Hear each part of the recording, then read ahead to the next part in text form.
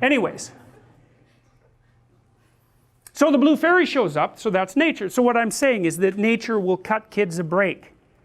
If you think of nature in the guise of, well, their mother, for example, but even the biology of other people, because we're wired to accept behavior from children that we wouldn't accept from other people.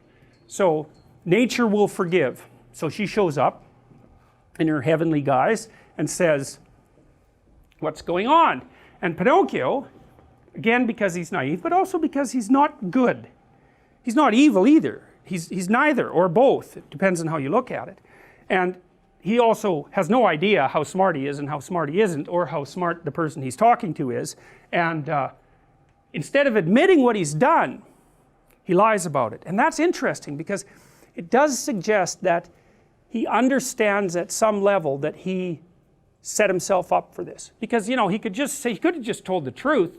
This horrible fox kidnapped me and sold me to this slave holder, which is true. It's a lot more true than the story he tells. He tells a story about some monster, you know, a fictional monster.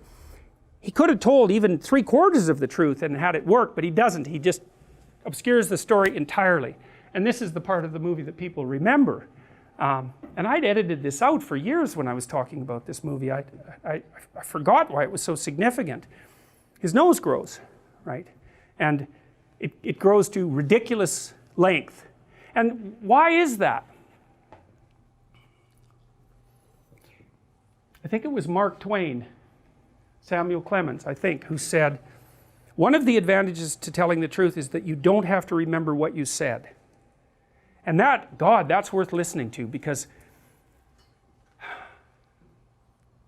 so there's a bunch of things I've learned as a clinician. And one of them is, because you're often in really weird situations with people if you're a clinician, because things happen that don't happen normally, and you don't know what to do.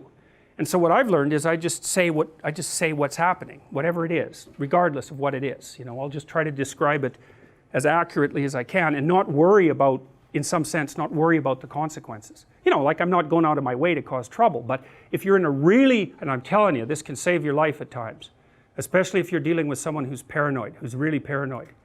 You do not lie to someone who's paranoid and violent, because as soon as you lie, you're aligned with the forces that are persecuting them.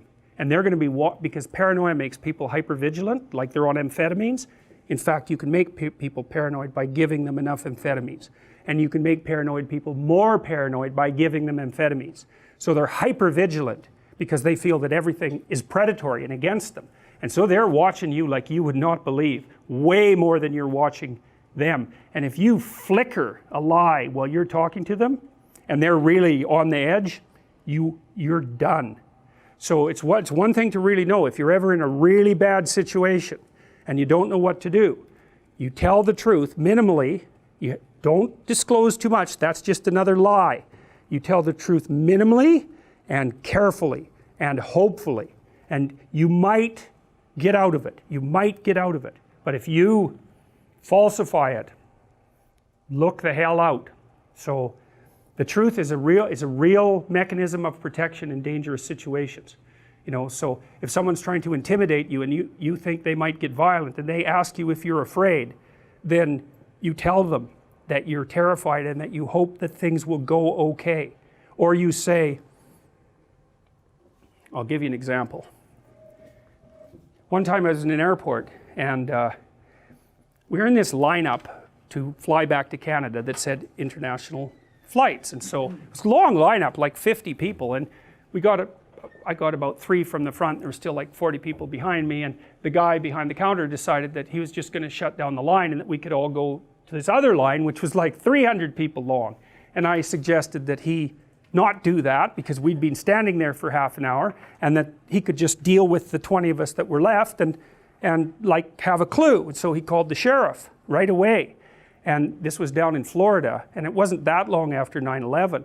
And so these guys came up and they were armed, and they came and said, looked at me, because of course he'd told them that I was causing trouble, which I wasn't. I was just trying to not let, what would you say, an arrogant bureaucratic scumrat take advantage of me. So, which is not the same as causing trouble. So anyways, as soon as the cops came up, I said, look, I'm going to do exactly what you tell me to do right now, and I'm not going to cause any trouble. But I would like you to hear what actually happened. And so that's a good example of a situation like that. It's like, if someone's got you, no bravado. It's a very bad idea. And I was going to do exactly what they told me, because, you know, they didn't know who I was, and I didn't know what they had been told. So anyhow, the problem with lying is that it's a hydra. And kids find this out very early, because you tell one lie, and what happens is it has one of the consequences that you expect. Maybe you get away with it, but it has 3 or 4 others that you don't expect. And so it's like it grows some complexity. And then you have to tack a lie on each of those little complexity outcrops, and then they grow 3 more complexities, and soon this little lie turns into a great big ball of lies, and at some point it becomes painfully evident to everyone. And by that time, you're in such, you see this with politicians, like that guy who was sexting. Anthony Weiner, yeah, perfect name for him, man. It's so funny. I shouldn't make that comment because it's so obvious, but it's still funny.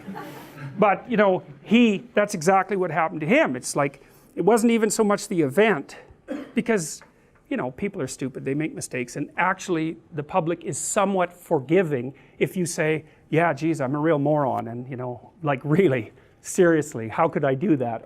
But I did, and like, I'll try not to do it again. But what happens with politicians is, and I'm not speaking specifically of politicians, is they'll make an error and it gets exposed, and then they make 3 others trying to cover it up. It happened with Nixon, for example, and then the whole thing just turns into a complete scandal. And maybe they could have got out of it at the beginning by just telling the truth. It's like, yes, I'm an idiot, you know, I'll try not to do it again.